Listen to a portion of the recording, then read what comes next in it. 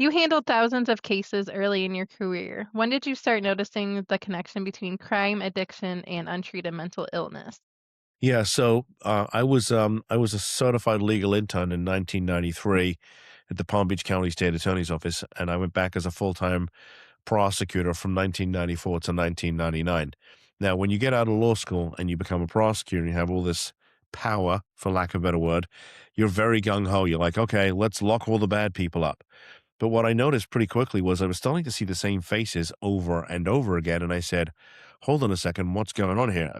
This guy was just in here last month. Mhm. The story. Now, even today, as it was back in the 90s, the mandate in the criminal justice system here in Florida is to punish first and rehabilitate second. Well, back in the 90s, we didn't have what we would call diversionary courts. So we didn't have drug court or mental health court or veterans court. So if you came back often enough, at some point we just locked you up for as long as we possibly could because there was no alternative.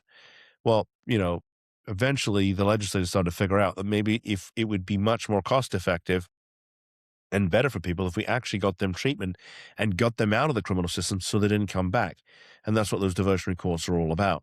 But in the 90s, we didn't have any of those things. So that was really my first exposure to, the whole idea of really behavioral health. Although I don't know as I look back if it really registered quite as much as it does these days. Mhm. But in 2004, when I went to DC for that year, I had a very, very close a friend of mine whose sister went on a 2-day drug binge, and that was very close and personal, to me. And when I ultimately decided to do this work, a lot of other friends came out of the woodwork and said they had problems. The friend I mentioned, in addition to his sister disappearing for 2, 3 days, he lost a brother-in-law and a sister-in-law to overdoses.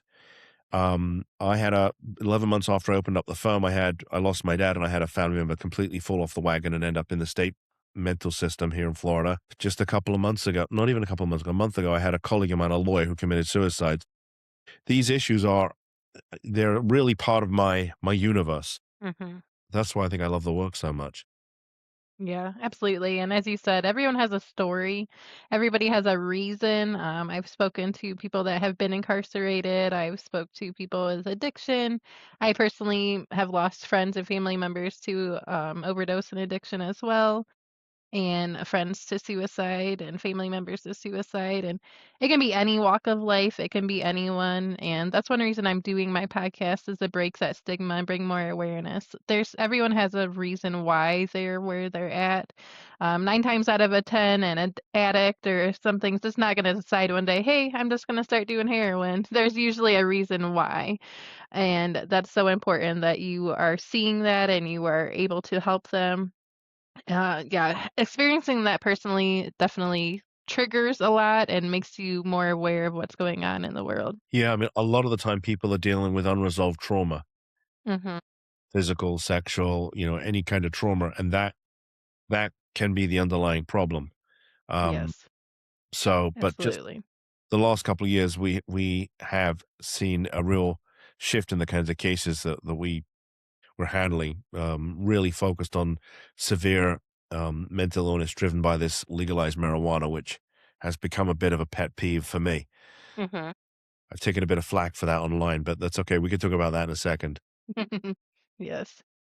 Yeah, if you wanna spend a little bit more on that subject, and I would like to see your perspective on that or why you think it's bringing more, situations or cases to light now that it is legalized.